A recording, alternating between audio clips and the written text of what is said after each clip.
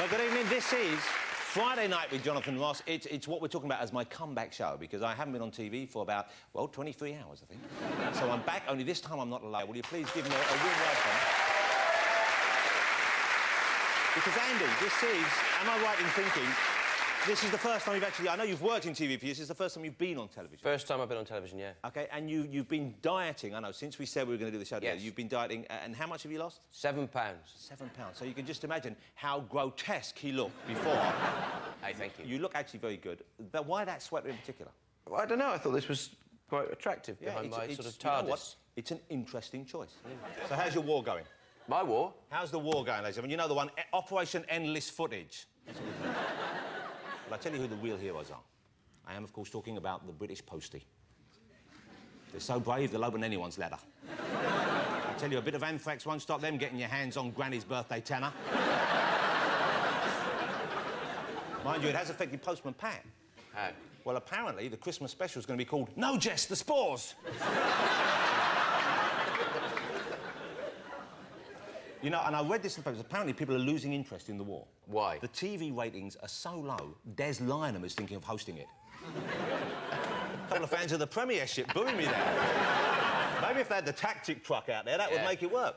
And so people are saying, how can we keep up the interest, OK? Which is a ridiculous thing, but they want to keep people watching the footage because they feel obliged to put it out, understandably. I have an idea. Here's how you beef it up. Osama is going to have an affair with Pat Butcher. You'd watch them, wouldn't you? Yeah. Yeah, yeah. And, of course, the big storyline could be, who shot Osama bin Laden? Well, no one, obviously, but, you know, they're trying. Wouldn't Osama bin Laden be a great Bond villain? He'd be great. Imagine him sat there in his hideout, and instead of a cat, he's stroking a huge mule. Ah, Mr. Bond, I've been expecting you. For months and months. It's not that hard to find me, surely.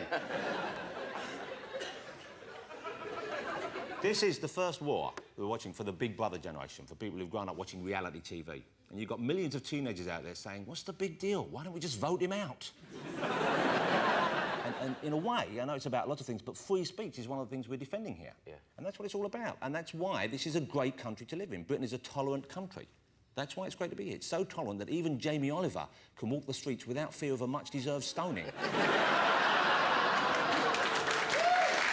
good that we don't stone him. And it's great at the moment, people aren't flying, so Kylie's too scared to fly home. She's ours. And, best news of all, Harry Potter's coming out. Oh, actually, I've given away the end of the film now, haven't I? We have great guests on the show tonight. We do have great guests, and, you know, I genuinely could not be happier with the guests we have for our first show. Tell us who's on the show this evening, Andy, will you? Mr. Divine Comedy himself, Neil Hannon, singing live here in the studio. Singing live in the studio. There he is. He's waiting backstage in the green room.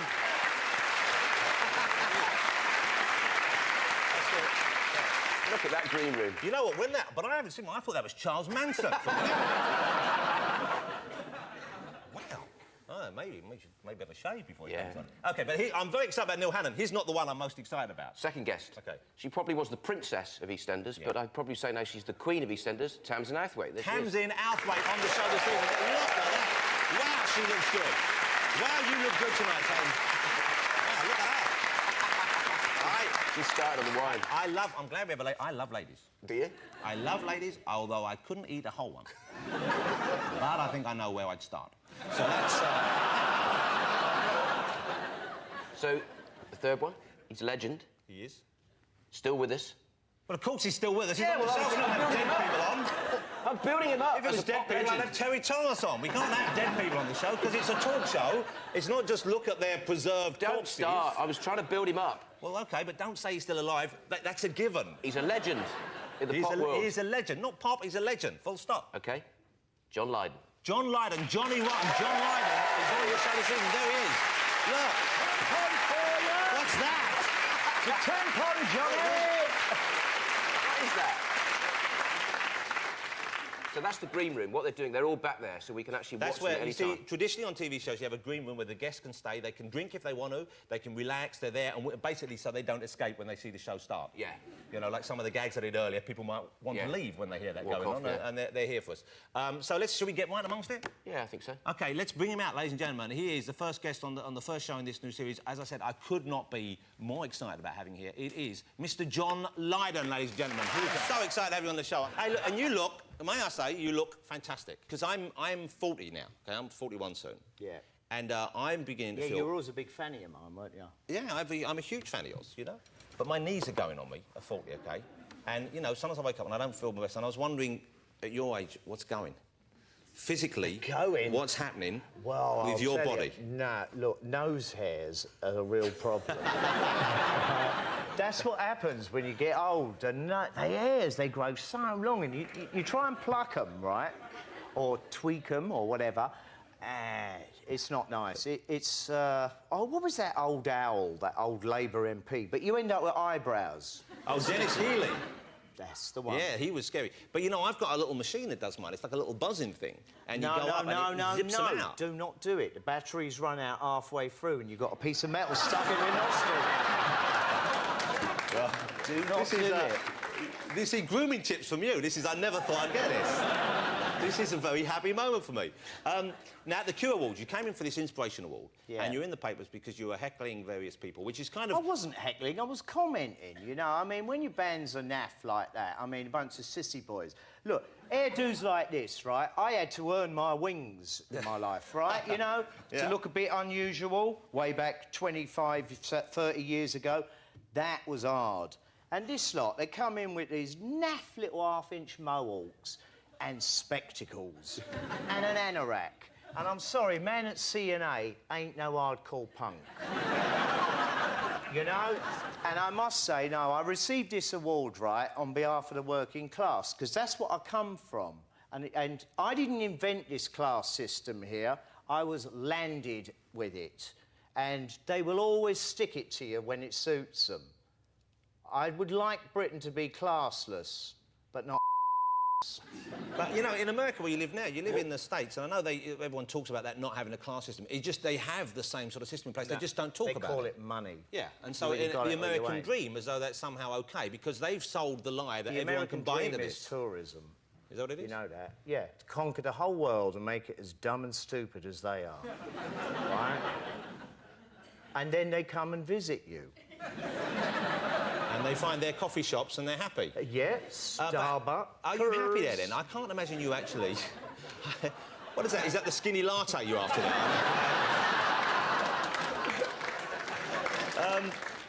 But I can't imagine you being... I was 17, OK, when I first knew of your existence, Sex Pistols, and it was probably the most exciting thing in my life. Yeah. And it changed my life. It really did. And so... Sad life. Yeah, well, it got a lot sadder, unfortunately. But, and I do actually find myself thinking about you quite often. Oh, no. I know.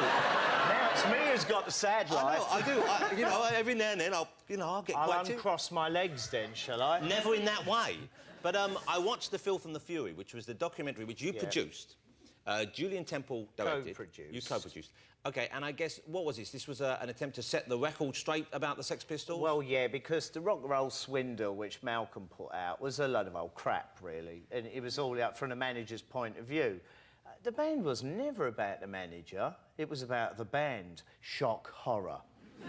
So the band took their sweet revenge by telling it like it is. And you can either like it or not, it don't matter.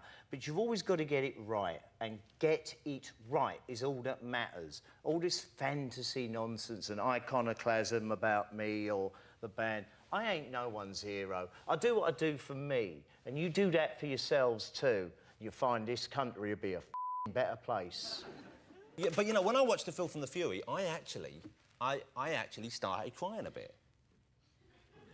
I'll cross my legs now. No, I did. I was so swept up in it. I mean, obviously, I'm now 40. I find myself crying quite often for no reason. But genuinely, it really... And I'd forgotten just what impact you made. It's almost weird to think that a band could have had that kind of an effect, could have stirred people up that much. So they were the authority figures, and they were the people we were saying, you're OK, and they're saying... And I was accused of being violent. Yeah. Now, what's that but a declaration of war? You know what? Seeing What's that a nipple? But seeing that footage of you there, you looked fantastic. I mean, the band looked fantastic. You look fantastic. You as opposed to now. You look pretty good for your age now. But well, you look okay. But you reformed. Not what you was it? with the mullet. What's going on?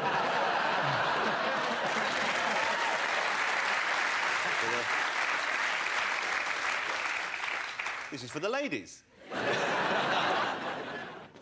Gear from that period then, I noticed there's the various auction sites you see and like, auction houses, and Sex Pistol stuff from that period remarkably And most of goes it's for a lie, fortune. though, John. A pair of trousers that you apparently wore went for £3,000.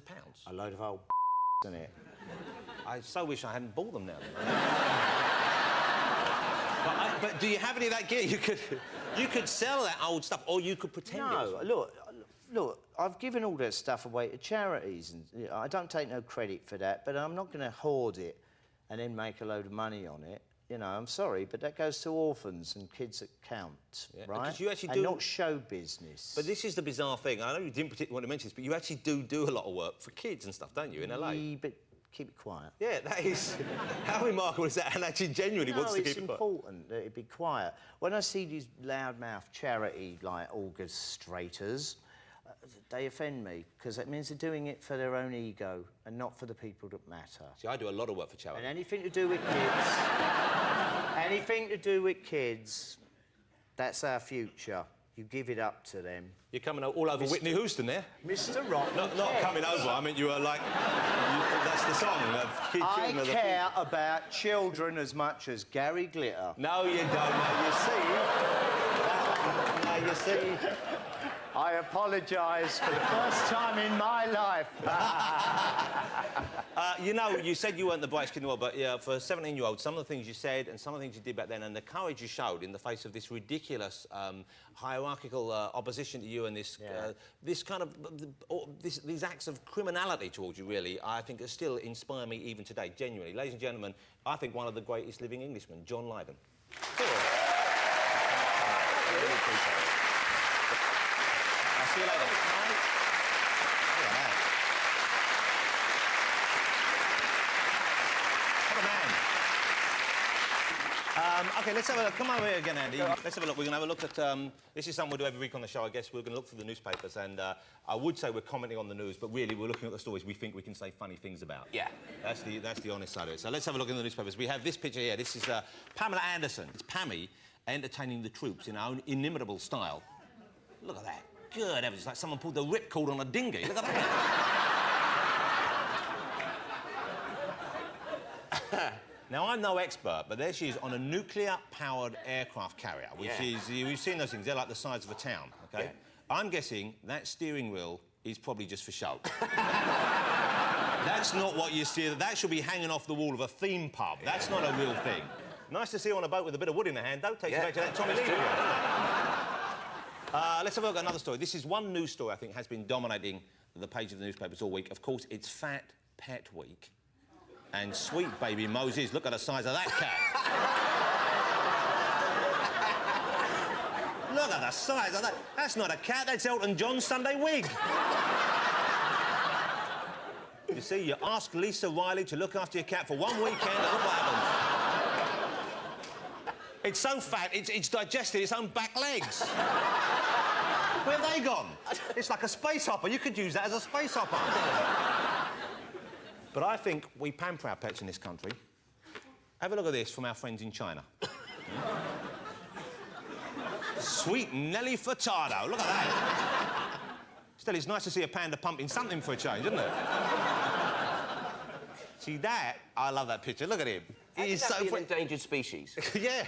I mean, look, they would just take anyone on. Well, that's why he's working out, so that you can't come and get him. And look at his nipples, look. I'd rather not. Is that your first reaction when you see a panda? Yeah. Like that. Look at his nipples. But one's further down than the other. We need to check the green room, because John went back in. I want to see if he's... Oh, he's gone. God, blind. He took the carrier bag with the cash and he's off. He's gone. Tamzin now thinking I should have asked for more. Look at that. Look. Yeah, how much did you get? I tell you, she's great. She comes out for 50 quid. She's cross, look. She is. Peanuts you paid him? She's angry. Yeah. She's angry about something, look. She's also been training because she's in a new sort of series, so she's in the series. Look, she's made it. There's no peanut. Please do not feed the animals. Let's have him on, ladies and gentlemen. We know he's fully snacked up. He's got his beer. Yeah, bring him out. It's Mr. Neil Hannon, ladies and gentlemen. Here he comes.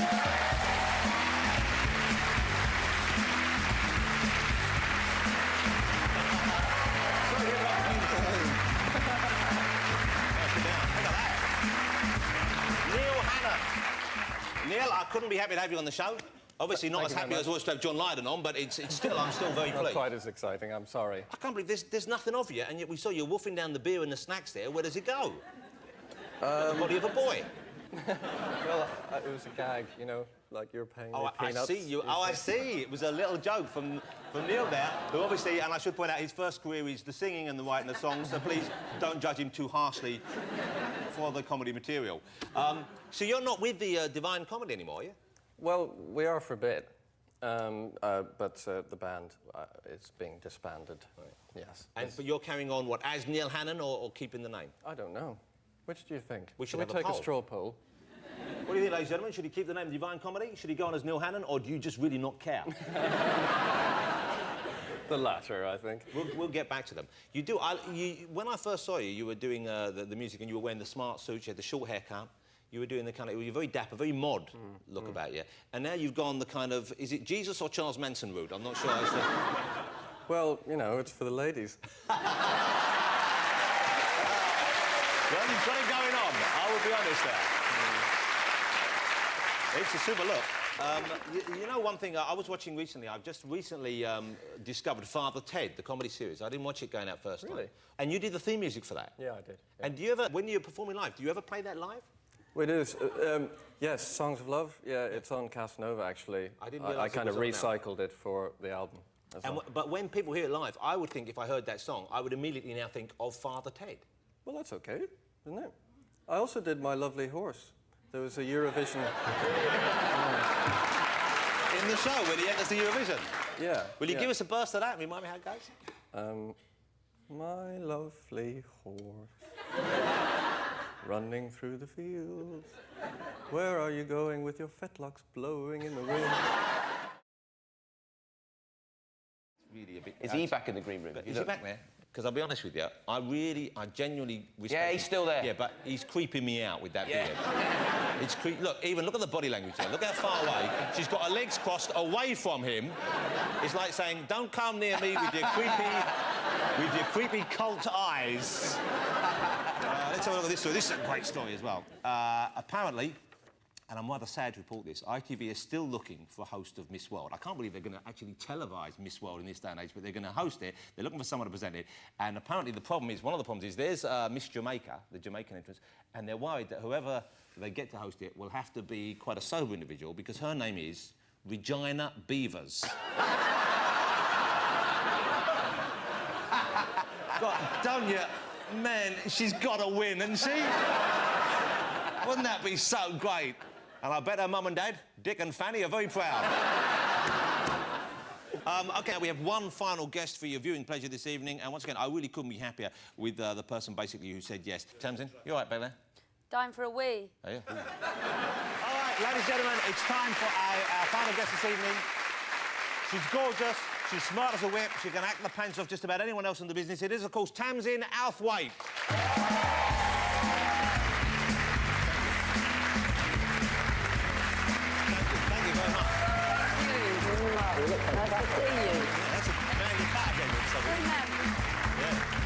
Wow, you look fantastic. Thank you, I'm paying homage to you. You look great. I don't fill out a suit in quite the same way, I'm very pleased to say. I thought first show, I better kind of pay tribute. And by the way, thank you for coming on, because it's the first show, and I know, you know, it's... I have a reputation occasionally for being a bit mean with people and a bit offhanded, and I never mean to be, but I know sometimes people don't want to do shows necessarily with me. Which is like when I was at school, I never got picked for the teams, but we'll talk about that. But I really appreciate you coming on because I know that Tamzin is in great demand at the moment. I mean, you really are. Yeah, but your begging letter did it, really. I sent you a letter, didn't I? What did I say in the letter? The begging letter said, I can't think of anyone more suitable for my first show. Obviously, to loads of other people who sent this. I sent it to everyone. Did it say, dear recipient? No. No, it had my name in the capitals that were typed in at the top. And at the bottom it said, I will forever be your slave. Yeah, I will. And if you want, if anything I do for you, if you want to wee on me or anything... Oh, my dear. I love your makeup tonight. You've got sparkly stuff all over your eyes. I have. Let me ask you about when you go out, because whenever you go to... and you've won a lot of awards, haven't you, in your career? A few. You know, you've won a lot. I think you've won a lot. And when you go to the award shows, and when you're at award shows, even when you're not picking one, I notice that you are always beautifully dressed, but you never go too far. Oh, you don't. You know, that's really sweet. You specialise in the kind of backless dress, don't you? I used to. Yeah. Well, There's obviously a lot of pressure, more so on famous women and women who are actresses and celebrities to really make the effort when they go out than others. And it must be quite hard to find the right dress to wear. And so at EastEnders, you're back in EastEnders. I am. But not for long. I've got 5 months today. Okay. I leave 5 months today. And you're still filming this, or you've done all that? I've started back at EastEnders, but it's not on screen until, I think, next week or the week after. Right. And so how long will you be... Because how far ahead do they film? They're a month ahead or something? No, they're like 6 weeks ahead, but at the moment we're filming Christmas and Christmas Day, so we're about 8 weeks ahead for Christmas. But it's a tough... I mean, it's a tough job. I know that... You know, your mum works there. My mum does EastEnders occasionally. She's often in the background at the launderette. And even though she's acting... a very heavily featured supporting artist, And you'll see her sometimes smile at the camera and go, "Hello, Jonathan," like that. She always saying hello to her boys. Yeah, I don't call her often enough. Paul and Johnny said hello. Yeah, but it's freezing down there. Even in, like, the summer, it's like the coldest place in the country down where they shoot EastEnders. But on the square, you mean? Yeah, it's like it kind of holds the wind in that square. That's Ian Beale. Some of them... That's a few people, probably. You're a terrific actress. She is a terrific actress, I'm sure you... Some of them aren't so good on the show, are they? Do you think that? Oh, yeah, we all know that. Some of them you think, because we know you're acting. Some of them we think, that's all you can do. I was out the other day, I was at London Zoo, and I was with my youngest child and with my wife, and we were out there, and someone came up to me and they said, "Can we have a photograph with you?" With a baby. And, like, you can understand that they would actually watch EastEnders, but the sort of filth I normally appear on TV, with the exception of Film 2001, you know, it's all adult. So I said, fine. So I had my picture taken with the baby, and as I wandered off from my wife, she said, "Did you just have your picture taken with the baby?" I said, yes. I said, "Do you realise what T-shirt you've got on?" And this was the T-shirt I was wearing. So someone's taken this picture home of me holding a cute little baby girl, about one, wearing pink, and this was what I was wearing at the time. That is no word of a lie. That's what I had on. And obviously, that's not necessarily a true statement. It's a brand, though, isn't it? Well, I have a love-hate relationship with porn, like most men. I love it. I just hate it when my wife catches me using it. Can we talk about... tell us about the other thing, the dolphin thing. That project's been done. It was over the last couple of years. We did 2 weeks last year, 2 weeks this year in the Bahamas and Florida, which was obviously a bit of a shame. Wow. And we were on a boat for 5 days in the Bahamas, and it was just swimming with dolphins. And I'm not really into presenting, but... dolphins. So you're presenting a show, you swim with dolphins. So was this a kind of... Did they give you this as a kind of thank you, saying, do you want to do anything... No, this was ages ago. They just said, "We'd really like you to front a programme called Goes Wild," which they were doing this series of. And I said, great. And I thought I'd have done it if it was tarantulas or crocodiles. But when they said it's dolphins, I was like, yes, now, isn't that weird? Because they did Billy Connolly on one of these, didn't they? Yeah. And what was he? Was he with the Grizzly Bears, Billy Connolly, or was he... I don't know. No, they did David Jason, I think, in Shark. David Jason in Sharks, OK. And they did... Billy Connolly was something. They did Ewan McGregor. And they gave you the one where you get to wear a bikini. Now, I wonder how that... what do you think they were thinking there, Tamzin? I actually only wear a bikini in a tiny bit of it. I'm looking forward to seeing the whole of the Dolphin Show in particular, and I shall keep watching you EastEnders until you leave. You're on from now... I think you start again in November. You're back on Yeah, soon? and I leave on April the 1st, so I think that goes... It'll be May, June. OK, so if you like your regular fix of Tamzin, tune into EastEnders starting again next week. Tamzin, thank you so much for coming. Thank you for having me. Tamzin Outhwaite, ladies and gentlemen. Thank you very much. Thank you. She's off.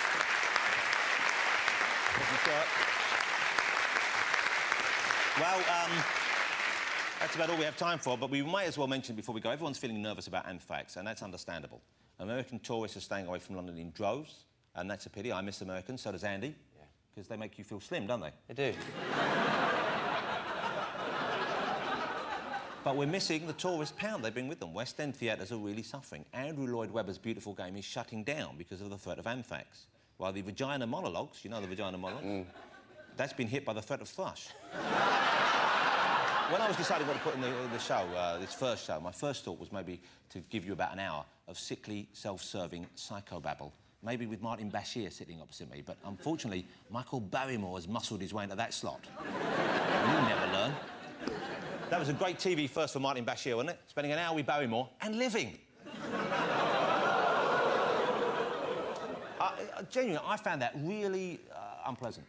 I was watching the Barrymore interview, and, you know, he spent the whole show talking about his annus horribilis, which was too much information for me, Michael. Do you think he was sincere? No, it's just those moments where the camera came in and he did that sort of, I'm going to go, and then he didn't, and then suddenly he started fighting back. I think he was putting it on. It's almost like he'd rehearsed his act. I mean, this is just my opinion. I can't base it on, but I thought he was putting it on, really. And he had tears in his eyes at one stage, didn't he? Yeah. He had tears in his eyes, and I couldn't work out if he was genuinely upset or if, indeed, Martin Bashir had just told him that he couldn't end on a song. Why is it, though? It's become this sort of trend, and I loathe it. Why is it everyone on TV goes on and on about their personal problems? We don't care. It's like me. I'm just, I'm just basically paid to be a fool. A very attractive, well-dressed fool. It never used to happen, did it? You never saw Johnny Morris going on about his booze hell, did you? Hello, I look like a fish and I drink like one too. The real stars never complain. You know, Liz Taylor, she doesn't go and moan about stuff, you know, you don't get these people. Pudsey Bear, he never tells the story of how he lost his eye in a dockside bar fight, does he? That is about all we've got time for. You know, thanks to all the guests for being on the show this evening. I couldn't have been happy to meet John Lydon. I hope you enjoyed that as well. Neil Hannon, I think that was superb music, wasn't it? And, of course, Tamzin Outhwaite. She's both beautiful and talented, and that's a rare combination. And, of course, then on the other end of the pole, we got Andy. And you did great. I knew that was coming. Well, you know, but that's what you're here for. Come on, you get your money's worth. Thanks for watching. I hope you enjoyed the show. See you next week. Good night.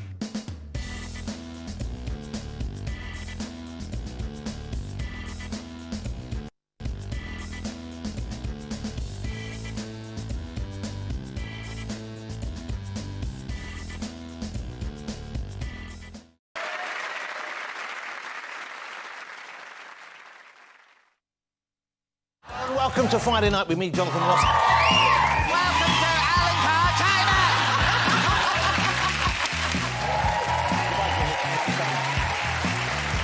Oh, Jesus. Oh, I was just being nice. Oh.